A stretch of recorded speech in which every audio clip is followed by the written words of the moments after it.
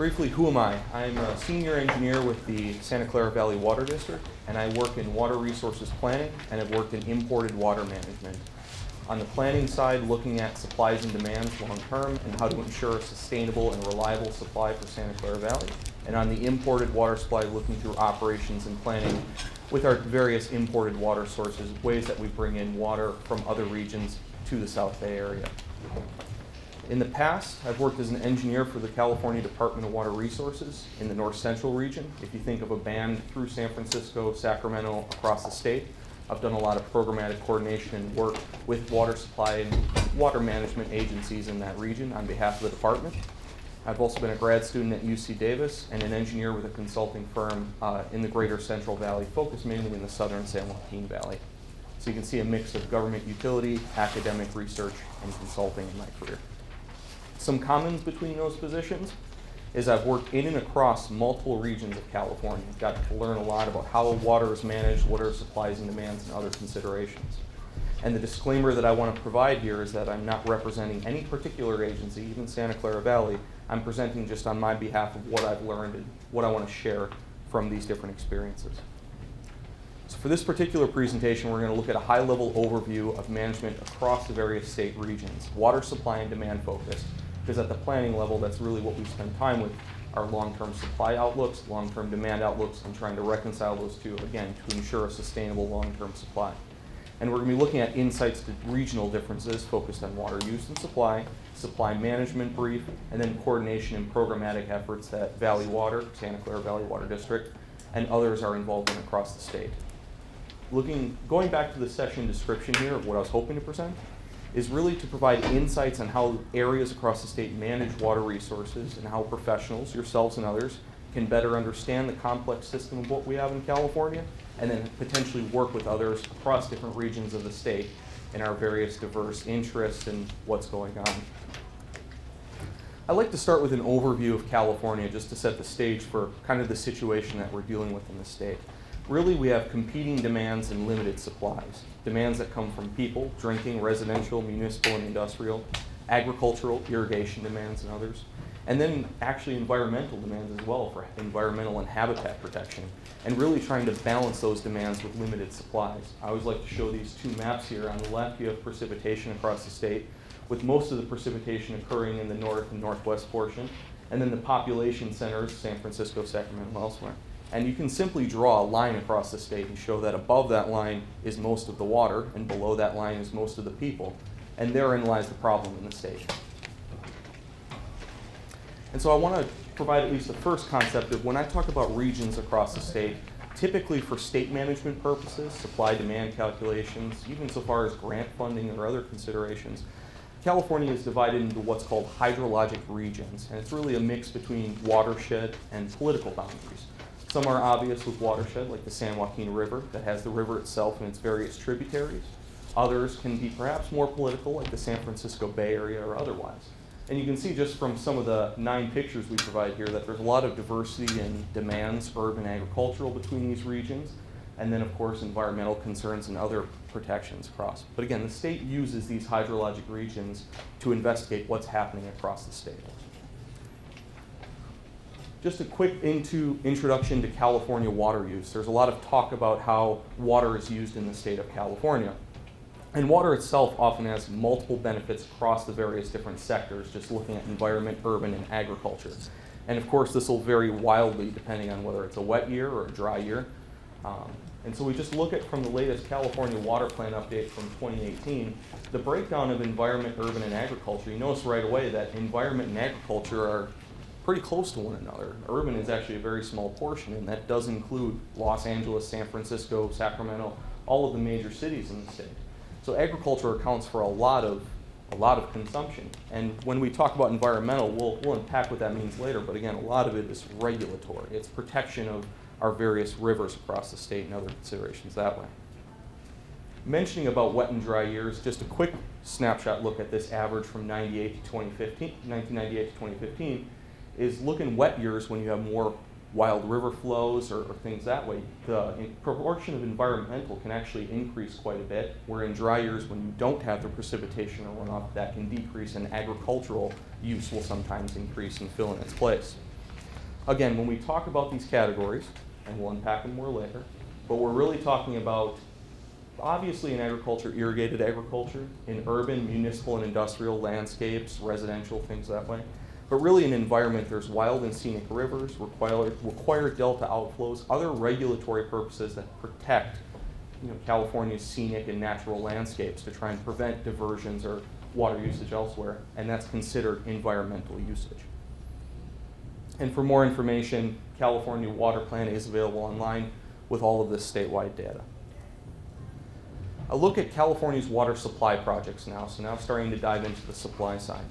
California has major water conveyance infrastructure across the state. Some of you may be familiar with the Hetch Hetchy, McCollum aqueducts, and then all sorts of other state and federal systems that line the entire state from reservoirs to aqueducts and other sorts of conveyance infrastructure. The issues are really twofold. One of them is location, and going back to that map earlier of having the wetter precipitation in the north and moving to the population centers and demands in the south, generally speaking, for the Bay Area, perhaps from east to west. And then the timing of wet season storage versus dry season use. Again, we have this rainy season, typically October through March, April, and then during the dry season in the summer when we're trying to utilize the water, especially for agriculture. And just a quick look at the two major systems in the state. There's the federal Central Valley Project, which was really a New Deal project back in the 1930s. When you hear of Shasta Reservoir or some of the snowpack that's diverted from the northern Sierras, that's one of the major projects that moves water south into the greater parts of the Central Valley from Stockton all the way down to Bakersfield. And the supplies are predominantly for agriculture in the San Joaquin Valley. And the pumping plants to move the water south in these aqueduct systems are in the delta, on the south end of the delta. The state side of that, the other project that in the state of California is the State Water Project, the SWP. And that was a 1960s later project, and that's Oroville Reservoir, also taken from the northern Sierras. And that supplies predominantly to urban and agriculture in Southern California. And that also has the Delta Banks pumping plant. If you've ever driven along I-5 south towards LA and have seen the large aqueduct that essentially follows parallel down there, that's the State Water Project, that big maroon line that works south towards LA. I want to briefly touch on water rights here and at a very, very high level because it's sort of hard to avoid that topic whenever you're talking about supplies especially. But I want to give two caveats to that. One of them is water rights could be its own entire presentation, probably its own entire day-long event. In fact, there are some workshops and others that will just focus on water rights as a topic. And the other is, I am not a water rights expert. I just simply know these concepts as it pertains to long-term planning and supply outlooks and others. And I want to at least share the high-level concepts to consider as we move forward. The principal concepts are appropriative rights, which I'm just going to say is a specific amount of water for a specified use, for a specified location, and a definite date of priority. So when you think of these water supply projects that I just mentioned, the ability to take water, divert it from a natural waterway, and move it somewhere else for use is based on appropriative water rights. There are other water rights that are riparian, where a landowner bordering a waterway or something can use that on their property. California has both. Obviously, this leads to a lot of conflict and gets a lot of lawyers very rich in this state. And so, frankly, again, just to know that the appropriative rights exist, that's the basis for the McCollum Aqueduct, for instance, or the Hetch Hetchy Aqueduct. And of course, the State Water Resources Control Board is who manages water rights. I would encourage anyone who wants to know more about that to just visit their website and to learn more through their FAQs. So now we step into the water use and supply overview. We touched on this briefly just at the statewide level, having the pie chart earlier. We're going to look at the hydrologic region breakdowns of water uses and supplies to get a better sense and insight into how these areas manage their water resources. Again, what I want you to be thinking as we step through this is what are the underlying reasons for how these differ in the various regions across the state, and also know that this will vary wildly depending on wet and dry year conditions, of course. And all of this info comes from the DWR California Water Plan Update, 1998 to 2015 average data in their water portfolios. Think of it as a checkbook, the way you'll have credits and debits. In the case of water, it's accounting, supplies, and demands. And DWR does this on a hydrologic region level, on a statewide level, even going so far as the county level through their supply and balance efforts. And that's a lot of good data for engineers like myself or others who are interested to investigate what's happening across the state. So shout out to them, because without them, maybe we wouldn't have as clear of a picture of what's happening. Stepping back into the sector breakdown of regional water usage, first you look at the various hydrologic regions, it becomes apparent that the north, as we were talking about earlier in the precipitation chart, look at the percentage of environmental usage in those regions.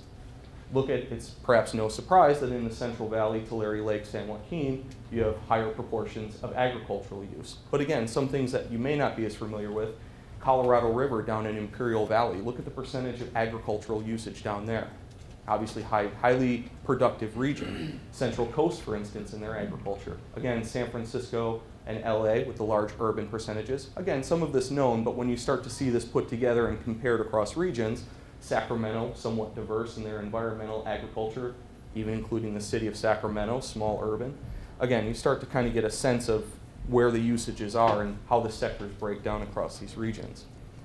And just to provide a sense of scale, because again, these are all percentages of the respective regions, so to look at as a percentage of the statewide total, so now looking at more of the quantity total, you can see that the North Coast and Sacramento rivers comprise nearly a quarter each of the entire statewide usage when you look at just the quantities themselves.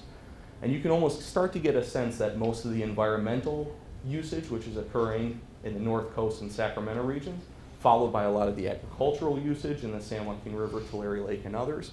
And then you see the urban areas, sort of falling into those, single-digit percentages, even including the South Coast, which is Los Angeles and others. So again, this starts to paint the picture that the two major users in the state are environmental, assuming you consider the various aspects of regulations and protections for the rivers in the state, and then agriculture, and mostly in the Central Valley. So unpacking environmental usage, just taking a chance to do that, again, we're talking about water dedicated for environmental purposes, typically regulatory. And just a breakdown of the entire state now, you can account for over 85% of environmental usage on average in a year in the state in those two hydrologic regions, the Sacramento River and the North Coast, over 85% of it. Why is that? In the North Coast, 90% of that is to wild and scenic rivers. And this brings up an important topic that's worth noting, is there's two laws at the national level and at the state level passed in the late 60s, early 70s to preserve certain rivers with outstanding natural, cultural, and recreational values in free-flowing conditions. In other words, to protect them from ever being dammed, diverted, any of the water rights users from removing any flows from those. And those are counted as environmental use now because they're essentially have been made off limits to any other use. And examples of that, if you've ever been up to the North Coast, is the Eel River and the Klamath. Both fall under wild and scenic. And so they're protected from any dams or anything happening on any of those rivers. In the Sacramento area, a majority of theirs, well, 41% of theirs goes to what's called required delta outflows. And these are standards to protect beneficial uses of water in the Bay Delta area. Water quality objectives, environmental habitats. The delta is really the hub of where California, of California water management, where both the Sacramento River and the San Joaquin rivers terminate in the delta and head out towards the bay. And so of course there's concerns for protection of, again, users in the delta, water quality in the delta, environmental habitats, and essentially the ecosystem of the delta itself. And again, that could be an entire presentation by itself, but I would encourage just to look at the Bay Delta Plan update or State Water Resources Control Board information to get a better understanding of how important the delta is to not only the water supply projects, but just environmental uses as a whole in California. Do you mind, maybe you've explained this, but what's the difference between environmental source and environmental usage? Because well, we haven't touched on source yet. We're just talking about usage. But yeah. That's all right. I wait. Okay, no problem. Remind me at the end of the presentation. We'll touch that one. I got a question. Oh, sure. So, given the conditions of the state now with population growth and all that, you look back at 1968 or even 72, I don't know that anybody could have predicted the kind of growth that this state has seen. Maybe some did. Are there any chances that those would be adjusted? Or are they kind of like cemented in place? Or well, from the, let's say, NGOs, the environmental interest perspective, those are protected and cemented in place, and they will fight hard to make sure those rivers are never diverted or moved around to other parts of the state, regardless of growth or other issues that are occurring. I mentioned earlier the State Water Project. is one of the major projects in the state. There was the intent when that project was first built to divert off of both the Eel and I believe the Klamath as well to move water south towards LA and others. And that was a huge battle at the time. And so I think that battle's sort of been already finished, let's say. And yeah, I don't see those ever being diverted south. What was so unique with those particular areas that they felt they needed to lock it in like that, do you know? Oh, there's a number of species. Salmon comes to mind, as well as likely many others that a lot of the environmental interests wanted to protect up there. I mean, it had become clear by probably the late 60s, early 70s that the major diversions early on in the State Water Project and from years on the Central Valley Project were really impacting the natural waterways that they were sourcing from, impacting in a negative way, at least from an environmental perspective. And so there was a big push to make sure that that didn't continue into any of the other rivers that hadn't been diverted yet. And so I think that's why those two in particular, they just hadn't been targeted. They hadn't been diverted yet, and there was a push to protect them. It just seems like, you know, obviously through the years we've learned from our mistakes, you know, Right. in water management and, you know, on what we can't do and how it affects the fish population or whatnot, even, you know, the temperatures of the water, you know, making sure we're good stewards of all that. Yeah. That, given the knowledge that we've gained and learned over the years, but that would go into play, you know, where something's not so locked in, where you can't use any resources at all. It just, Yeah. I don't know. Yeah. We certainly have our storage problems, you know, and if you can't have access for future, it just really seems like we're shooting ourselves in the foot. You know? Yeah, certainly. And far be it from me to wade into the argument of storage versus conservation versus environmental protection, but you know, certainly trying to balance all those has been a real challenge for managers like myself and others. Speaking to agricultural usage, it's no surprise that the majority, you know, over 70% of the agricultural usage of water in the state for crop production, irrigated agriculture, occurs in the Central Valley between the Sacramento, San Joaquin, and Tulare Lake hydrologic regions. Again, big story is Central Valley agriculture. Several of the Central Valley counties are among the nation's most successful agricultural producing counties, you know, in the country. Again, it's nation's most successful. And that's partially because of our climate, well, a large part because of our climate. We are able to grow a diverse and important crop portfolio in the Central Valley. An example I always like to share is that 80% of the world's almonds are grown in California. 80%. 100% of the U.S.'s commercial supply comes from California. So it's, there you go, right there. And that's one crop, and we grow many others besides that that have an important portfolio and important footprint in other parts of the nation and other parts of the world. But approximately 1/3 of California's water supply is used in Central Valley agriculture. 1/3 of the water supply. Now, something that people like to point out is that only 2% of California's economy is from agricultural production in Central Valley. So 1/3 of the water uses 2% of the economic production. Now, in a state that you share with Apple and Google and everything else, that might be a little skewed. If you go down to Bakersfield or Fresno, the local economy there is going to be much more intertwined with agricultural production. It's going to be a much higher percentage. But it's something to consider when we're talking at the statewide level of how water is divvied up and how it's moved and where it's used. And for more agricultural production statistics, I love going to the California Department of Food and Agriculture website just to get a sense of how vast agriculture is. If you've ever driven on some of the rural roads in the southern San Joaquin Valley and just seen the rows and rows of almond orchards or others, it kind of gives you a sense that these three areas are really, you know, highly productive agricultural regions. But with that comes a lot of water usage. Stepping into urban usage now, which may actually be of more of interest to the Bay Area, certainly to LA area sellers. Of course, we know that that's where the majority of state usage comes from. So I want to actually take a chance here to look at exterior versus interior use. Again, this is all state-provided data. This is what DWR is looking at when they're making their plans and moving forward.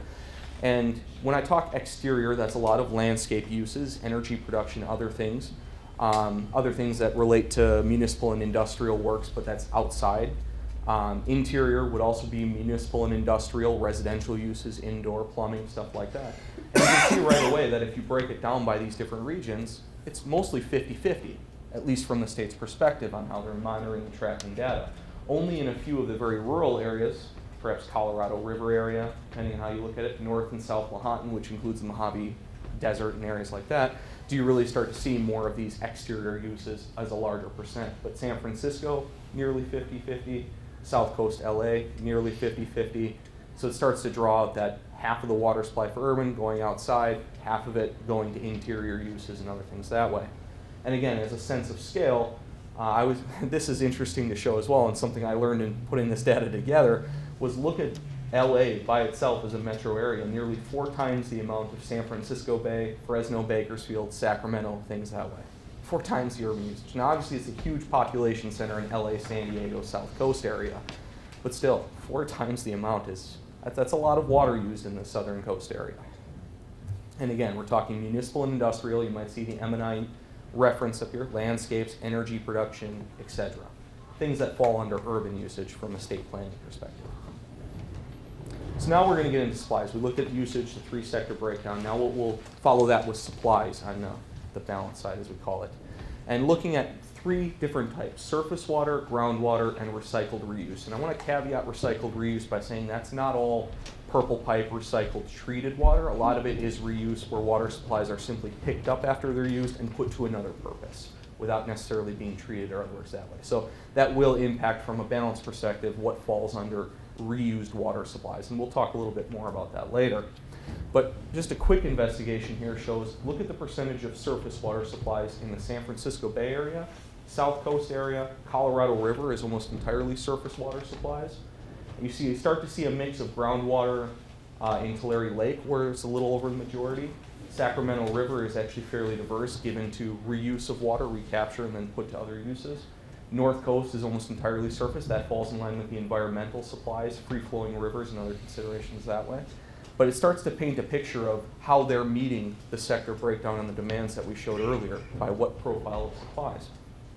And again, when we scale, just to give a sense of scale by region, you'll notice quickly this actually looks fairly similar to what was on the other slide, and that's again because of the balance, trying to match supplies with demands to make sure it's a complete accounting exercise. Again, when you're doing a checkbook, you want to make sure balances match, or debits match credits, so that there's no deficits and all of the math works out.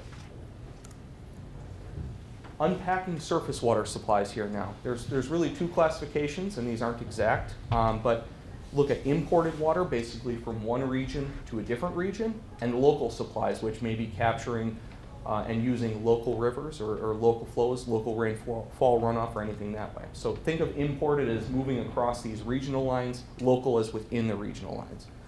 And already looking at something like the North Coast, which again, due to the wild and scenic rivers and others up there, is mostly local.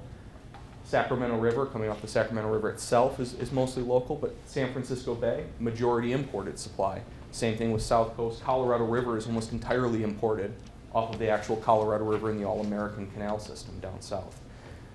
Just to provide some insight, these stars here show where a majority is imported as opposed to local.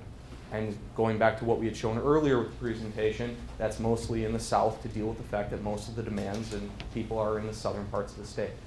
So again, from the state's planning perspective, it's actually painting a picture of the reliance that California, and particularly south and the coast, has on imported water supplies. Something that's coming from the Sierra snowpack, something that's coming from up north, Shasta, Oroville, that's moving it into certain areas for later usage. And just to investigate the 2 projects themselves, because I want to keep going back to the concepts of the Central Valley Project and the State Water Project. As a percentage of CVP deliveries, most of them are occurring in the Sacramento, San Joaquin, and Tulare Lake. No surprise there, Central Valley Project, feeding mostly agriculture in the Central Valley. State Water Project, most of it occurring in the Tulare Lake, South Coast, and some in the San Francisco Bay even. Again, all of these match up with the actual agencies that contract out for Central Valley or State Water Project supplies. But again, it gives you a sense of what the State Water Project is taking from Oroville and moving south to LA or Tulare Lake areas. Nearly 30% for agriculture in Kern County, 48% to LA and others that are in the metropolitan LA area. This one is interesting here from the groundwater. So now we unpack the groundwater net extraction from the basins, which includes recharge. So again, this is a net extraction from California's groundwater. you can see right away that most of the 2002 to 2015 annual average groundwater is being extracted from the Tulare Lake area. 40% of the state's groundwater extraction from Tulare Lake area. Sacramento and San Joaquin rivers are the next, then you have South Coast, Central Coast, and others. Again, going back to that reliance on groundwater as a portion of supply. And it's no wonder, I mean, obviously in other parts of the world, agricultural, irrigated agriculture heavy areas also have heavy reliance on groundwater, and that's what leads to overdraft conditions where you're pulling more than what's going in, and a whole host of other problems. The Department of Water Resources puts together their analysis of California's groundwater basin and where the conditions are and what's happening. I mentioned this term overdraft, where water's being extracted more than what's going in, basically an unsustainable condition. And you see the lineup with the 40% of groundwater extraction occurring in the Tulare Lake. Look at where the critical overdraft portions are according to the DWR when they monitor. Again, this starts to paint a picture that those areas are highly reliant on imported water supplies, highly reliant on groundwater, and have huge agricultural demands. Talking earlier about reused and recycled water. So again, it may be a bit misleading because these are just percentages of those two, what can be attributed to recycled, what to reuse water according to state water plan data. All this is meant to show here is that a lot of what we were talking about earlier is attributed simply to this concept of reused surface water, which is just captured and for an additional use of return flows essentially. Water flows out and back into a stream, it's picked up and just used again. I mentioned the term conjunctive use, sometimes it'll flow into the groundwater. That concept is just the coordinated use of groundwater surface water. It's just essentially a way of remanaging and reusing the supplies as the term suggests.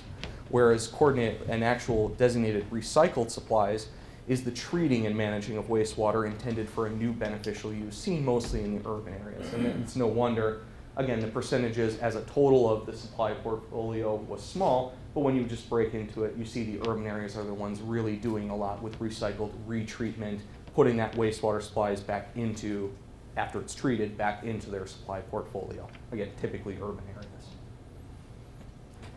And so the takeaways from all these charts that we just unpacked on the supply and demand side is to look at patterns and insights on what's happening across these different regions in the state of California.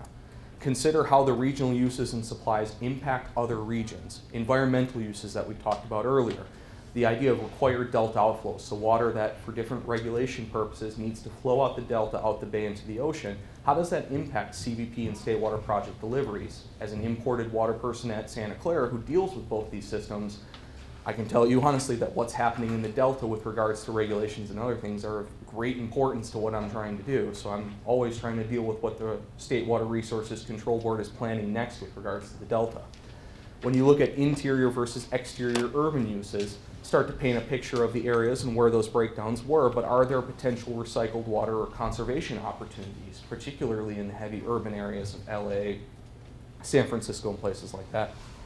And then a big one is California's reliance on imported water supply. We showed in the coasts and in the Southern California, the majority of imported water, or how important that was to the various water supply portfolios. And could that be an issue with things like climate change or others? Consider the State and Central Valley project, how most of that water supply comes from Sierra snowpack. It melts and fills the reservoirs, and then it's moved with the various aqueducts. If there are any changes to that snowpack, if it becomes more liquid precipitation in the future rather than snow, does that start to change how these reservoirs can operate? Does that start to provide less water to heavy agricultural areas in the Central Valley? And then, of course, the conditions of statewide groundwater basins, and particularly in the agricultural heavy areas. You saw with Tulare Lake where there's a lot of groundwater being extracted from that area. Again, that's something that tends to happen in these large irrigated agricultural areas. How sustainable is that, and how can they start to curb and better manage that? Again, California is very diverse in its water supply and demand portfolio, as we saw here. And so, of course, it's something that you need to consider as you're working across regions, that they'll have different interests, different concerns, different supply issues and things that these areas are dealing with. If you work, for instance, with an agricultural water district down in Bakersfield as opposed to an urban water agency in LA. A brief on supply management now. So on my time with imported water at Santa Clara Valley Water District, and partially with DWR as well, there's a consideration for surface water supplies. And I want to provide a high-level overview of that now. There are primary systems in California. We talked about local water and imported water earlier. And to unpack that a little bit, In imported water, there is a water right diversion and a contractual supply. Typically, as examples, local water would be something like runoff capture in the reservoirs, local stream flow diversions. Something like a water right diversion might be a regional conveyance project like Hetch Hetchy or McCollumney. Again, water right diversion, local water will require water rights, reporting to the State Water Resources Control Board, a lot of coordination that way. And in contractual supplies, that would be something like the Central Valley Project and State Water Project, where there's an actual contract with the managing agency, and that determines what someone will ultimately receive from that. And it's, of course, a complex system of reservoirs and conveyance, operations, maintenance, a whole lot of plumbing across the state, as it's called, that needs to be maintained and coordinated and worked through.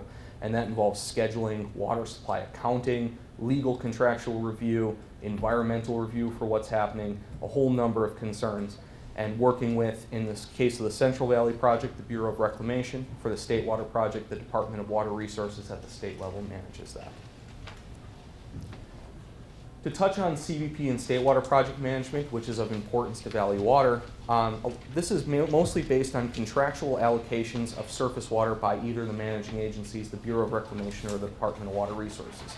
Allocations will vary heavily with water year types, regulations, infrastructure, maintenance concerns, outages, any number of issues that way.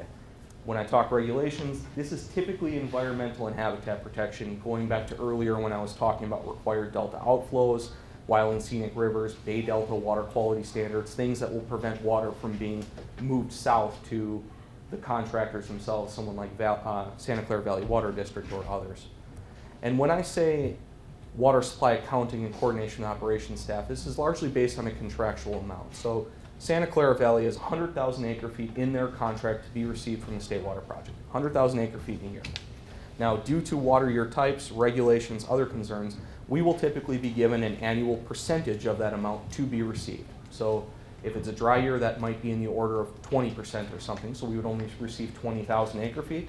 And there might be variations in other conveyance and storage operations, people that are wheeling and doing different types of transfers, exchange other things, that ultimately determine what someone like Valley Water would get from their contract. And a lot of that is coordinated, again, with the CVP for the Bureau of Reclamation and what's called their Central Valley Operations Office. For the State Water Project, that's with the State Water Project Analysis Office. So a lot of times it's coordination, scheduling, putting down in reports that are sent to DWR, the Bureau, the different month breakdowns of what needs to be received and when, going through different contractual types of water, a lot of legal work and analysis to figure out essentially how water is accounted and ultimately brought into, in our case, Valley Water, and other parts of the state, their agencies adhering to these long and usually complex contracts. For water rights accounting, tracking water rights holders can often be difficult, but that's a very generalized statement. And that's just due to the fact that there's a lot of individuals, agencies, etc., who hold water rights. I do appreciate that the new California Water Atlas made an attempt at trying to map out where all the water rights users were across the state, and this didn't even get at all the riparian users or anything that way. This was just appropriative, and I'm not even sure it was ever completed, but gives a sense of where, just across the state, we have a number of people taking, with their rights, taking water, diverting it from its natural stream, putting it to certain beneficial uses and otherwise. And now they are required annually to report to the State Water Resources Control Board, especially with appropriative rights. But again, that can be difficult to track and measure. State Control Board doesn't always follow up necessarily. Hopefully there's no one here from the State Board. But it reminds me that you can't manage what you can't measure. So it's important to know where the water supplies are going, how much is going where, what are the rights, who's adhering to them, etc. And it's important to remember that both the State Water Project and the CVP hold water rights to divert their project supplies. So both of DWR holds the water right for the State Water Project, and then through contracts will set up of that amount how much they deliver to Santa Clara or the other various agencies which we showed earlier in LA and the Southern San Joaquin Valley. Several individuals and other agencies also have rights to water that can be transferred, exchanged, used in other situations that way. And again, it's based on a seniority. So the fact that some agencies in the eastern San Joaquin Valley, for instance, as you move up in the foothills towards Yosemite, happen to get there in the late 1800s and put water rights down means that they will get their water for irrigation and other agricultural purposes before an urban area like Stockton or others might get theirs. So it's important to note that sort of seniority and all the number of folks and agencies and others who hold water rights. And again, without diving too much into this, there are just two concepts to list out here. One is the place and purpose of use. Where is that water being used and for what purpose? And then the point of diversion. Where is that water being diverted from? Again, I would encourage anyone to look at any number of primers on water rights in the state if they're interested. There are wonderful ones. I always like this one that came out from UC Davis that'll start to dive in there. Again, and this applies to everything from the McCollum to Hetch Hetchy systems to many others in the state. So now looking lastly at coordination and programmatic efforts, getting into what I do on the planning level at Santa Clara Valley Water District. I want to start by just setting the kind of framework for how coordination is done, very generally, very high level speaking. Of course, there are a number of nuances to this here, but I just want to start very high level with having the state, federal government, organizations, special districts and utilities such as Valley Water, stakeholders, which may be the public, end users, etc., and then consultants and support that way. So you have all these various levels of folks that are interacting on water planning and management. And in the case of water supply management, you may have a water right landowner who is also going to work with their district for scheduling, billing, utilities, water use that way. In the case of an agency like Valley Water who holds water rights, they'll have to do their own water rights reporting with the control board. And then as you start to get into the projects, there may be additional coordination for the SWP. There will almost certainly be coordination with DWR, CBP with the Bureau of Reclamation, reservoir operations with the U.S. Army Corps of Engineers as it pertains to flood control and management that way. And then as you do different operational reviews and others, often we'll go to consultants and work with them to review how we're operating and what we're doing that way. And so again, this is just a real high level picture. There's obviously a lot more that's done on water supply management, but just to start to paint out how much coordination is done and how many players are involved in something like water supply management. Or in planning studies, for instance, when there are different requirements for supply-demand studies, resource management, watershed protection that comes down as requirements from the state board or from DWR or from the Bureau of Reclamation at the federal level that requires an agency like Valley Water to put together planning documents and long-term outlooks for how they plan to sustainably manage water supplies. Sometimes this can even be for grant eligibility, so funding that based on certain planning studies will come back and provide funds from the state or federal levels to build new conveyance infrastructure or upgrade old infrastructure, things that way. And when it comes to actually putting those planning studies together, of course, an agency like Valley Water or others would have to then send those planning documents back per the requirements to the federal or state agencies. There's going to be planning, engagement, guidance, outlook planning with stakeholders, the public, other interested parties that are within our area in Santa Clara County. And then multi-district regional organizations, such as one that we'll touch on later in the Integrated Regional Water Management Program, that'll bring districts together at the regional scale to then plan out and put together analysis and documents that way. And then consultants who will help the studies, plan development, and things that way. And so again, this is extremely high level, but starts to paint a picture that you may have planning studies happening at all of these different levels, things that are going on at the federal government, state level, different organizational levels like the IRWM program I mentioned earlier. And then at the special district and utility, Valley Water would have their own planning studies. And of course, this starts to have a lot of different layers of planning work and things that are happening in a very diverse state, as we saw earlier with different uses, different supplies, things that way. And so I want to touch on the prominent state strategic plan for sustainably managing and developing water resources. This is something that you should all be familiar with. It's the California Water Plan Update. And this provides the mechanism for various groups to collaborate on California's water future at the state level.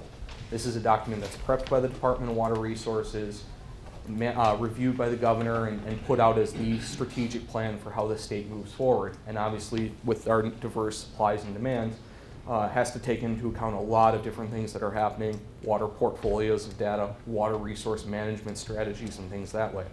And this is updated on a 5-year cycle, including all the supply and demand data that we saw earlier. Now, I just want to mention here that this is a really influential document that's been happening for over a century. They've been putting out these water plan documents. For instance, the late 1800s study that came out for the water plan was the basis for agricultural use in the Central Valley. Before any of that existed, the plan came out and mentioned and did a review on how feasible it would be to do irrigated agriculture in the Central Valley. Then later in the 1930s, the California Water Plan was the basis for how we saw the Central Valley Project moving around water. Later on, the basis for the State Water Project came from a water plan document.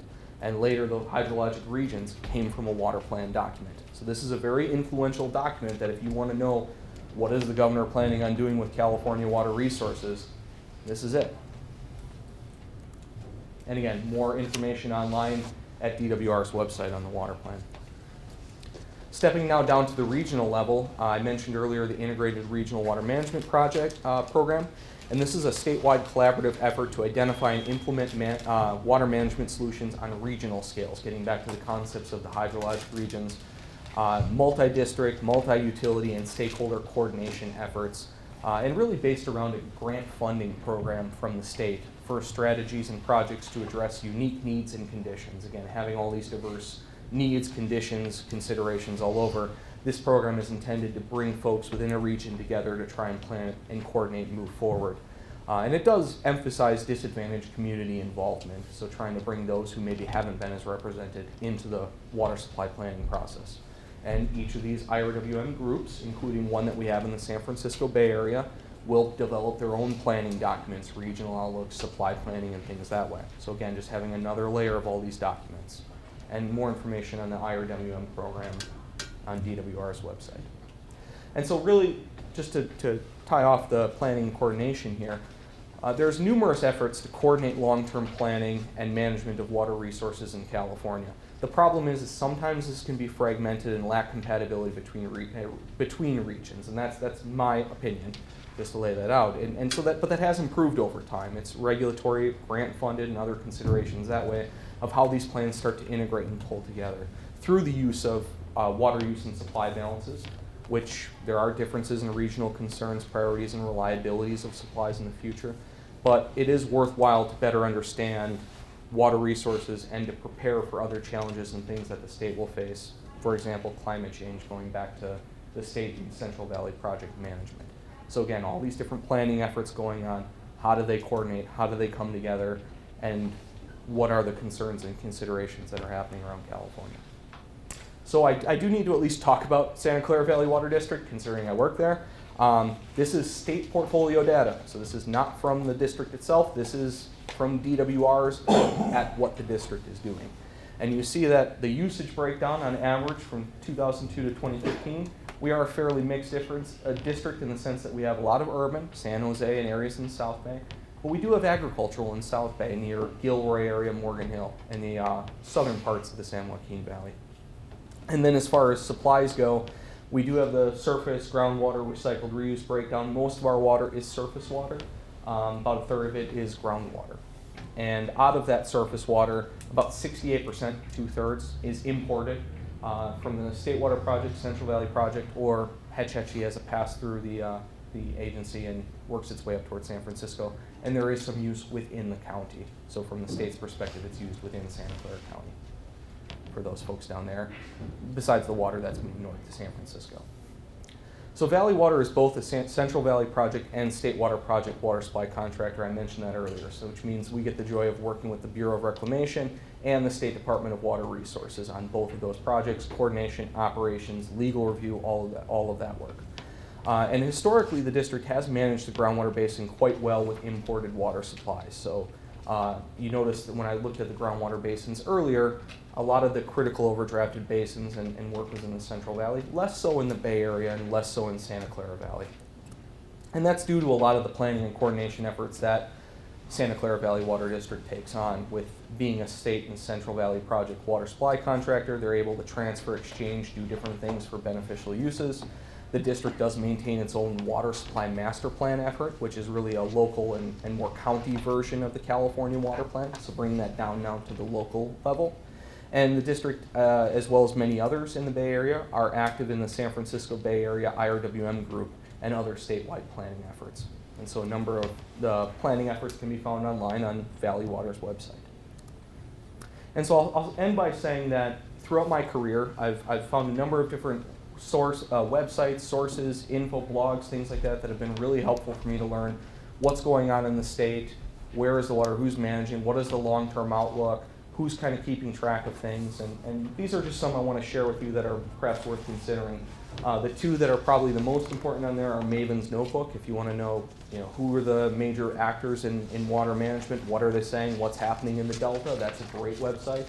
And the Public Policy Institute of California does a lot of great work looking long-term at water supplies, demands, and other considerations.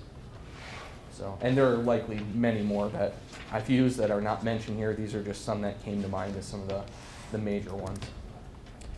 And so with that, I'll open it up to any questions. There's a lot of information there, so I'll open it up to any questions, concerns. A lot of it was provided because I know there's printouts, so you'll see, as there were on many slides, more info, places to go to find more information on these various topics. And we'll start with you. Yeah, is the state looking at regional water security? For example, if imported water from whatever region is not available, are there places where they could find capacity within a region? For example, if the head catch need water was not available in San Francisco, is there a state agency that is even beginning to look at that, to your knowledge? So there's not a state agency any further than what DWR does through the water plan effort or others.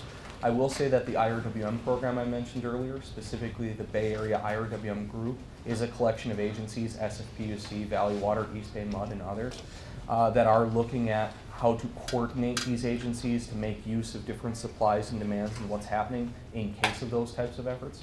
There are specific, let's say, programs, such as the Bay Area Regional Reliability Program, where these same agencies are coming together, specifically looking at how can we use our unique conveyance and storage systems and others to better move around and supply each other in times of water issues or things that way. So to answer your question, no state agency. It's mostly done by the agencies at the regional level through IRWM, and then this BAR effort is another grant. Is anybody looking at desalinization as a viable, especially down south? I mean, yeah, they are looking at desal. San Diego is a good example of an agency that put desal in. The problem is still what the problem was, decades ago, which is energy intensive. What do you do with the salt as it's extracted, brine as it's extracted? I mean, there are environmental concerns for just dumping that back into the ocean or others. But I think the cost and energy intensive, and then frankly, you just don't see the real output from them yet. That is really going to make a dent in these sort of water supply portfolios. I don't remember San Diego's exact numbers offhand, but it was a large amount of money invested, energy intensive, and it really didn't make a large dent in their portfolio. So there's a long way to go in efficient desalination. And there are groups investigating that, and we may get there, but yeah, it's not a large part of any portfolio yet just because energy and what do you do with the mix once it's done? So I have some logistics. Oh, go ahead. One more question, but then I just want to remind people to get their stamps for their credits, turn in their green sheets, and this presentation will be on the Baywork website. So it was very, very dense, very good. I'm from wastewater, learned a lot. Oh. Do you have any data on in your particular county there as far as groundwater usage, as far as any overdrafting that going into the future from different population change that's happening now, in usage, you project it out, what's going to happen to your groundwater concerning, this resource? We have. So I bring it back to this slide because I mentioned the water supply master plan effort that we do here. That's our document for looking at long-term sustainability of supplies. So we have projected, we do a difference between North County and South County, just given the differences to agriculture in South County, Morgan Hill, Gilroy versus San Jose. And so we have looked at those basins in North and South and how they look going forward. Again, we're in fairly good condition now, but if we see development, particularly in South County, that could change, which will then guide us to invest in different projects and storage and other things that are happening. So to answer your question, that document covers it, we review, and that's guiding us to look at ways that we can supplement water supplies to make sure we don't run into issues going forward. Yep.